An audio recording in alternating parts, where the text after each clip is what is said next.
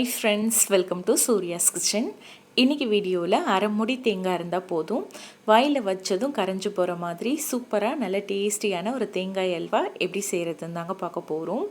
அதிக நெய் இல்லாமல் ஒரு 10 நிமிஷத்தில் ரொம்ப ஈஸியாக செய்யலாம். கண்டிப்பாக ட்ரை பண்ணி பாருங்கள். இப்போ இந்த அல்வா செய்கிறதுக்கு அடுப்பில் ஒரு வாணலி வச்சுட்டு இதில் 2 டேபிள் ஸ்பூன் அளவுக்கு பாசிப்பருப்பு சேர்த்துக்கலாம். இப்போ அடுப்பை மீடியம் ஹீட்டில் வச்சுட்டு நல்லா கை விடாமல் வறுத்துக்கோங்க. ரொம்ப நம்ம நிறம் மாறுற அளவுக்கு வறுக்க தேவையில்லை, லைட்டாக சூடு ஏறினாலே போதும். இப்போ இந்த அளவுக்கு பாசிப்பருப்பு வறுப்பட்டாலே போதும். இப்போ அடுப்பை ஆஃப் பண்ணிவிட்டு இதை நல்லா சூடு ஆறுனதும் ஒரு மிக்ஸி ஜாருக்கு மாற்றிட்டு இதை நல்லா நைஸாக பவுட்ரு பண்ணி எடுத்துக்கோங்க. இந்த மாதிரி இப்போ இந்த அல்வாவுக்கு நம்ம கொஞ்சம் ஏலக்காய் தூள் சேர்க்க போகிறோம். உங்கள்கிட்ட ஏலக்காய் தூள் இல்லைன்னா இந்த மாதிரி நீங்கள் பாசிப்பருப்பு அரைக்கும்போது 2 ஏலக்காய் சேர்த்து அரைச்சிக்கோங்க. இப்போ இது கூட 1 டேபிள் ஸ்பூன் அளவுக்கு அரிசி மாவு, பச்சரிசி மாவு, வீட்டில் இருக்க அரிசி மாவு சேர்த்துக்கோங்க. இது கூட 1 கப் அளவுக்கு துருவன தேங்காய் சேர்த்துக்கோங்க. அரை மூடி தேங்காவை நீங்கள் துருவனிங்கன்னா 1 கப் வரும். நல்லா துருவி சேர்த்துக்கோங்க, அப்போ தான் நல்லா அரைப்படும். பல்லாக கட் பண்ணும்போது அவ்வளோவா நல்லா நைஸாக அரைப்படாது. இப்போ இதில் அரை கப் அளவுக்கு தண்ணி கொஞ்சம் கொஞ்சமாக ஊற்றி நல்லா நைஸாக அரைச்சிக்கோங்க. கொஞ்சம் கூட கொரன்னு இல்லாமல் நல்லா நைஸாக இந்த மாதிரி அரைச்சி எடுத்துக்கோங்க. இப்போ அடுப்பு ஆன் பண்ணி வாணலியில் 3/4 கப் அளவுக்கு பொடிச்ச வெல்லம் போட்டுக்கலாம். கூட 1/4 கப் அளவுக்கு தண்ணி ஊற்றிக்கோங்க. இப்போ இந்த வெல்லத்தை நல்லா கரைச்சி எடுத்துக்கலாம். இதுக்கு நம்ம பாகுபதம் பார்க்கணுங்கிற அவசியம் இல்லை, வெல்லம் கரைஞ்சாலே போதும். இப்போ வெல்லம் நல்லா முழுமையாக கரைஞ்சதுக்கப்புறமா வேற ஒரு பாத்திரத்தில் வெள்ளை தண்ணியை மாற்றிட்டு மறுபடியும் அதே வாணலியில் வடிகட்டி சேர்த்துக்கோங்க. தூசி மண் இருந்தால் வந்துடும். இப்போ இந்த வெள்ளை தண்ணியை ஒரு நிமிஷம் நல்லா கொதிக்க வச்சுக்கோங்க. இந்த மாதிரி நல்லா கொதித்து வரும்போது இது கூட நம்ம அரைச்சி வச்சுருக்க தேங்காய் விழுதை சேர்த்துக்கோங்க.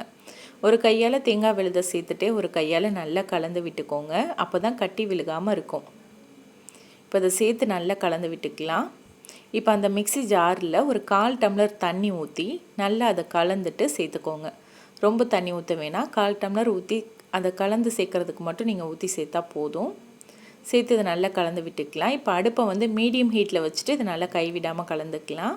இதில் தேங்காய் பாசிப்பருப்பு தான் சேர்த்துருக்கோம், அதனால் அடிப்பிடிக்க வாய்ப்பு இருக்குது. அதனால் மீடியம் ஹீட்லேயே வச்சுட்டு நல்லா கலந்து விட்டுக்கோங்க.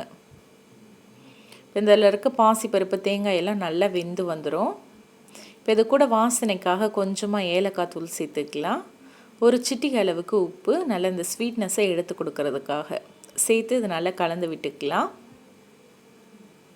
இப்போ நல்லா கை விடாமல் ஒரு 2-3 நிமிஷம் கலந்துக்கலாம். கலக்கும் போதே இது கூட 1 டீஸ்பூன் அளவுக்கு நெய் சேர்த்துக்கோங்க.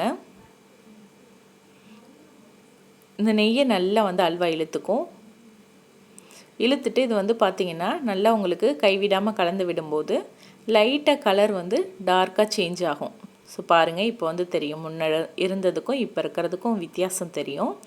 லைட்டாக இந்த மாதிரி கலர் கொஞ்சம் டார்க் ஆகும்போது அடுப்பை மீடியம் ஹீட்டில் வச்சுக்கோங்க. வச்சுட்டு இதில் 1 டேபிள் ஸ்பூன் அளவுக்கு நெய்யில் கொஞ்சமாக கட் பண்ண தேங்காயை போட்டு நல்லா செவக்க வறுத்து சேர்த்துக்கோங்க.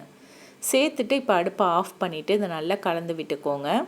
இப்போ அவ்வளோதான், அல்வா ரெடி ஆயிடுச்சு. இந்த மாதிரி நீங்கள் நெய்யில் தேங்காயை வறுத்து சேர்க்கும்போது நல்ல வாசனையாக இருக்கும், சாப்பிட்றதுக்கு ரொம்ப நல்லாயிருக்கும். நம்ம அல்வா சாப்பிடும்போது அங்கங்கே அந்த தேங்காய் கடிப்படும், அப்போ ரொம்ப சூப்பராக இருக்கும். ஸோ கண்டிப்பாக ஸ்கிப் பண்ணாமல் இந்த ஸ்டெப்பை செஞ்சுக்கோங்க.